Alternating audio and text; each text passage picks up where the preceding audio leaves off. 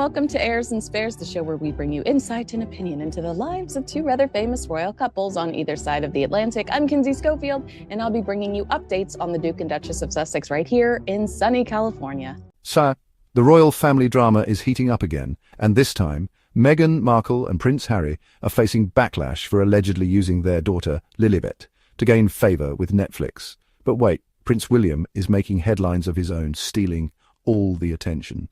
And I'm Katie Nicholl, and I'll be bringing you the latest on the Prince and Princess of Wales from right here in the UK, which is a little sunnier than usual. And I have to say, Kinsey, it's very British, isn't it, to talk about the weather.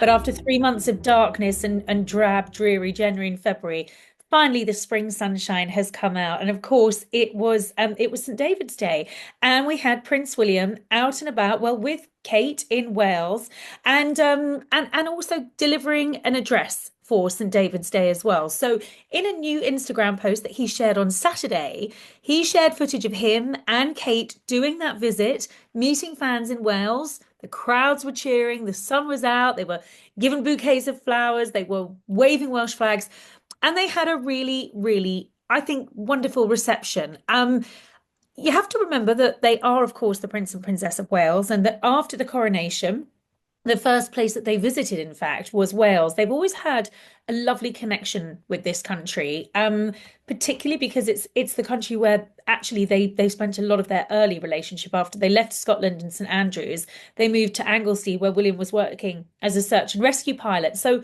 they were very much embraced by the Welsh community. They clearly love the country. They love the people. And William went all out. He spoke fluent Welsh whilst addressing his followers, and he's had a mixed response. Apparently he's been learning the language on Duolingo, which is a language learning app. Yeah. I was reading that apparently a language professor at Cardiff University said he thought William sounded a little stilted and he could have done better. I have to say, I know Wales is only, not far from us here in England, but it's a really hard language to learn. It's a beautiful language, but hard to learn. And I actually thought he did pretty well in his delivery. And I just think it was very touching that he chose to give his whole speech in Welsh, because up until now, Kinsey, we've only heard him sort of give us little snippets in Welsh, haven't we? We've never heard him speak so fluently in Welsh. So what's really going on? Is this another PR move from the Sussexes, or is the future king simply overshadowing them? Let's break it all down. Before we dive in, don't forget to hit that subscribe button and turn on notifications so you never miss the latest royal updates. Rumours are swirling that Meghan and Harry are under pressure from Netflix to deliver more royal content. It was so handsome. And I remember watching not only Princess Diana, but his father do it, and it being very meaningful at the time to hear his parents invest so much time into, an effort into, there was a comment I saw on one of the articles about just how people felt like it was respectful of their culture and their traditions. And to me, it is beautiful seeing so much change in the modernization of the monarchy, to see somebody say, actually, this is important to me, and I want to honor Wales this way.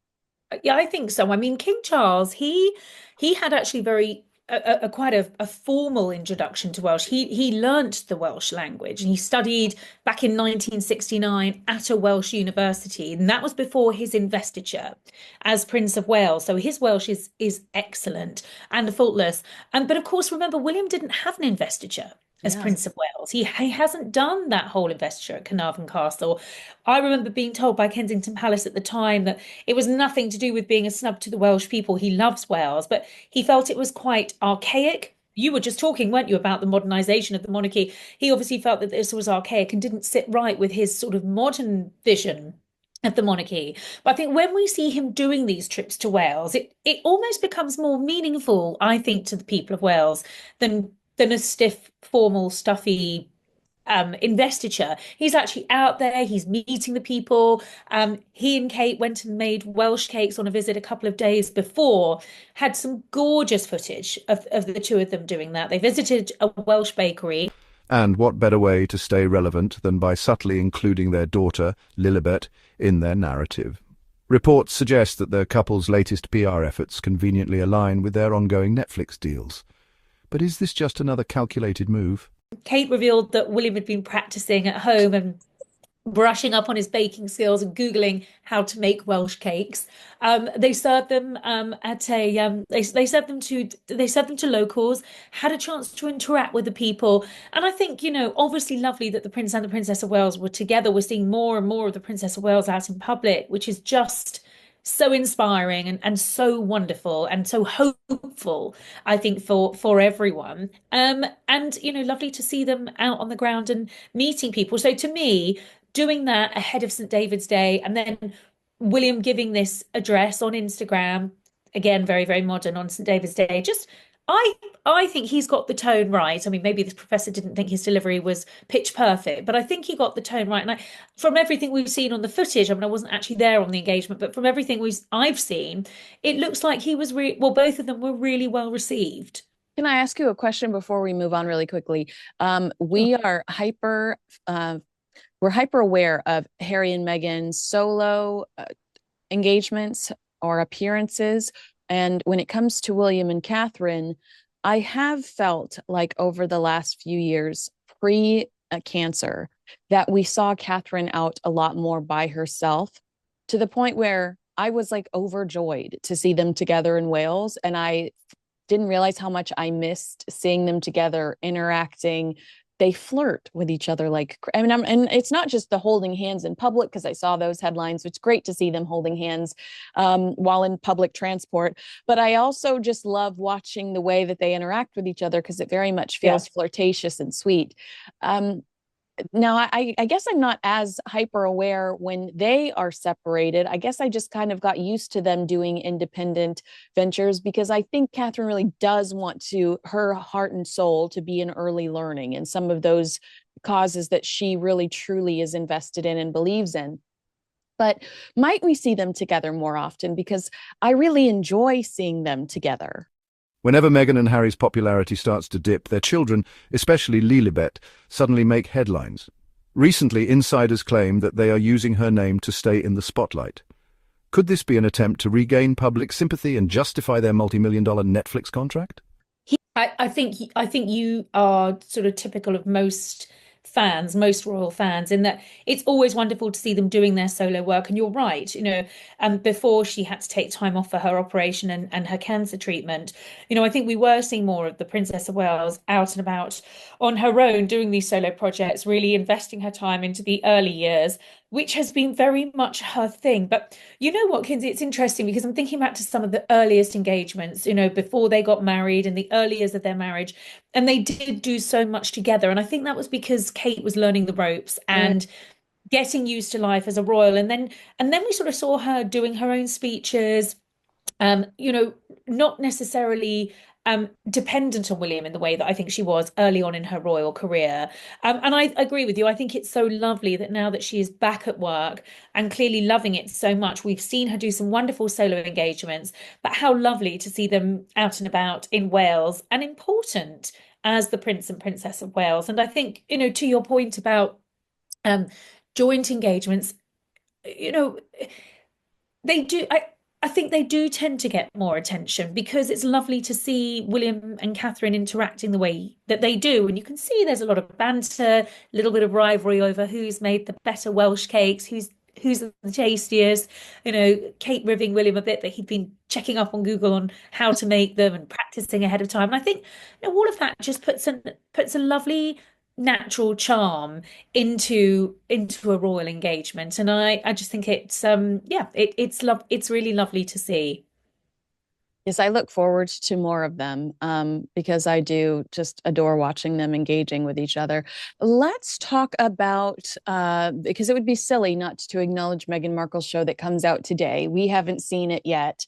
Not yet. Yeah, but the countdown is on. We will see it within the next few hours.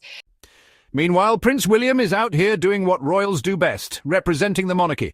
His latest appearances and charitable work have gained massive public attention, and he's getting more positive press than ever. Some say William's rising popularity is making Harry and Meghan desperate to stay relevant. What do you think? Drop your thoughts in the comments. And the Daily Beast is pointing out that we're getting a little bit more access to Lily specifically through Meghan Markle's latest ventures as ever. and with love, Meghan. We don't know if the children will be shown at all on the series. I don't believe they will be. We haven't seen them at all throughout any of the promotion for it.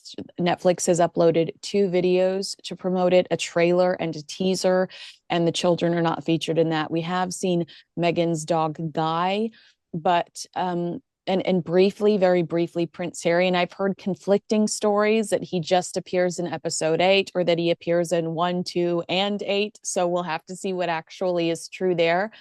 But do you have an issue with Harry and Meghan being very protective over their children? And I know the answer to that is no, because we've both defended that a lot. If they don't want to give us access to their kids, that's their prerogative. They're no longer working royals. But when I continue the question, unless there is something monetarily involved like Netflix, do you have an issue with the fact that they are very picky about when they share their children with us? But bizarrely, it's really only been through Netflix cameras that we have had access to them. The Harry and Meghan series, which was a commercial success for Netflix, featured them a lot. And now we're getting bits and pieces of Lily through As Ever and Meghan on Instagram, sharing a video of Serena Williams and Lily. And maybe you don't have an opinion on it, that's okay too, but is she inviting criticism when there is very limited access to the kids typically? Well, I think she is. I think she is inviting criticism. But as we've said before, Kinsey, everything she does is so divisive anyway. We complain we're not seeing enough of the children. And then when we do see them, she's attacked for cashing in on her kids. I mean, I suppose, the couple would say, and having spoken to people that work closely with them, it's that they want to be controlling the narrative. They want to be issuing any pictures of their children. And I suppose, given that she is the one in front of the camera, but also, directing that, well, not directing formally, but this is her show. She can therefore control how her children are seen, how they're used in anything that might be seen to be. I mean, this isn't technically promotional material, but the timing, as the Beast points out, is just, the day before her show comes out. It's the first we've really seen of Lilibet for a while. And my goodness, doesn't she look beautiful and very grown up? And of course, with her auntie, Serena Williams. So I think people will say, well, you do look like you're cashing in here. And this is all part of a marketing campaign. Public opinion is split. Some believe Meghan and Harry are just trying to share their family moments, while others see this as a strategic move to keep Netflix happy. Meanwhile, royal experts say William's recent success is proof that the Sussex's star power is fading fast. Are they trying too hard to compete? And Meghan would probably say it's on my terms, and I'm happy to do it in this situation. What I'm not happy with are snatched paparazzi pictures of my children when I'm taking them to nursery and to school. And I think everyone respects that. I always think it's tricky, Kinsey, when you go so out to be so fiercely protective of your children and then put them in front of the cameras, however that might be. And I think, when I think about how William and Kate have done it, obviously there is a huge interest in their children because George is the future king. We get a little, but we don't get a lot. And maybe we're going to start getting a little bit more than we used to having out of the Sussexes. But I think she is inviting criticism by doing it, conveniently the day before her show comes out. But obviously, she's very excited about it. As you say, we haven't seen it yet. I suspect a lot of people will be binge watching it when it comes out. And you and I were just speaking, weren't we, Kinsey, before we went on air about, just what to expect and how well this is going to do for Meghan. And my feeling is that, if she can come across as her authentic self, if we can see some of that playfulness, and this is a good, creative, original idea, then, potentially it has got the potential to turn their fortunes around, to really launch them as something serious, because we haven't had a huge hit since Harry and Meghan, the docuseries. At the end of the day, the royal media game is all about attention, and it looks like William is winning. Is Meghan really using Lilibet for PR, or is this just another case of the media stirring the pot? Let me know your thoughts in the comments, and before you go, smash that like button, subscribe, and turn on notifications so you never miss an update on this royal drama. See you in the next one.